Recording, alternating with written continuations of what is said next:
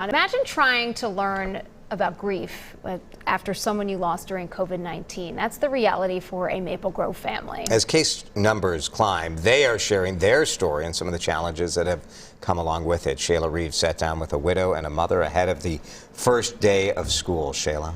Yeah, good morning to you. Whitney Parker lost her husband, the father of her two young children, to COVID. He was just 31 years old. She says the family took the guidelines seriously, followed the rules for masking as the couple's daughter prepares for 5th grade this fall. Whitney discussed the challenges of getting back in the classroom after loss.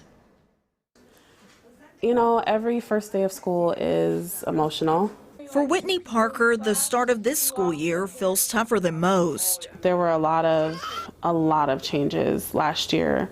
Because of one person who won't be there to see it. Every night when Chance goes to bed or when it's time for a nap, he just runs and holds it. It's almost like he knows this is his dad. Her husband, Leslie Parker, died from COVID on May 11th, 2020, just 11 days before their son's first birthday.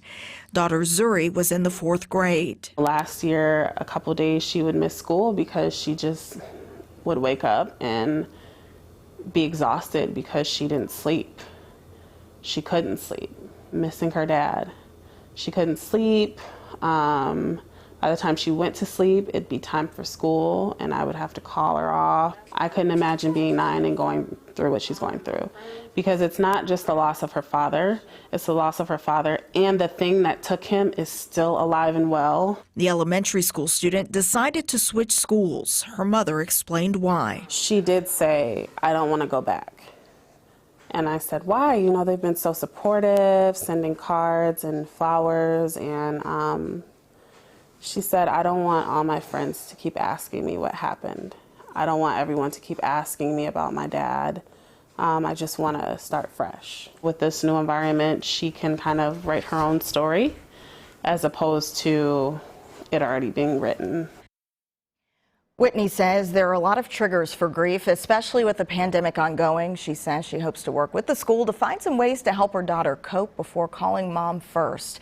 Both mom and daughter are in therapy. We'll hear 9-year-old Zuri in her own words coming up at 6:30. Boy, we know it's so tough for Zuri, but, you know, for Whitney as well, I think our hearts go to her because losing a spouse so young has to be just financially really a struggle. Absolutely. When her husband died, he did not have life insurance with his job. She didn't find that out until after he died. They had just moved into their dream home 6 months before he passed, so she's just counting on the school district. She loves the district they're in and hopes that people will be able to support them. Right. We know there's a GoFundMe for the family too. We have that at WCCO.com. Yeah.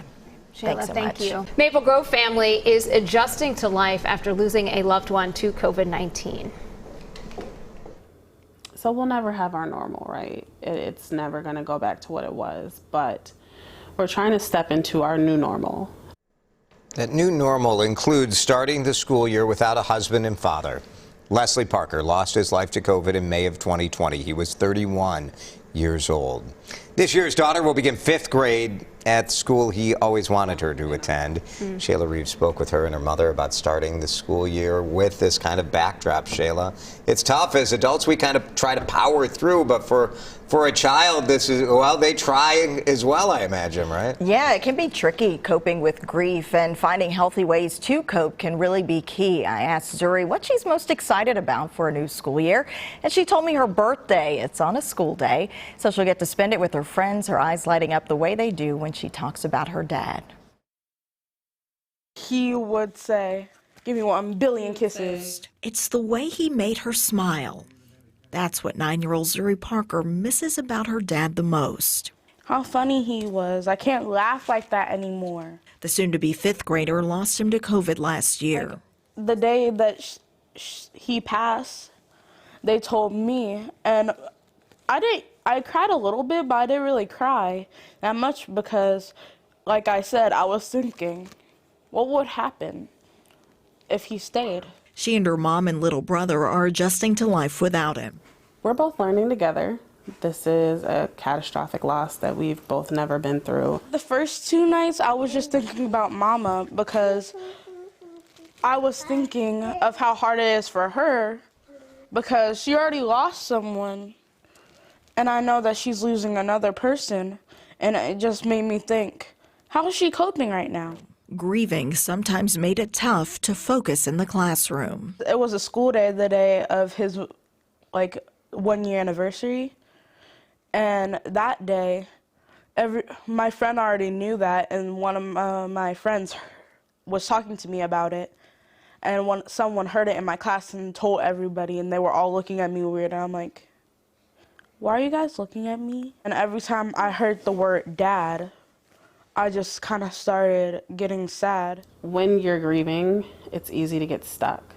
I am hoping that her school and I can work together to find a safe space for her, so when she has those moments, instead of the first thing coming to her mind is, let me call my mom, let's come up with something where we can work through it first, and then if it's still not working, let's call mommy. You have to go through it because he's never coming back.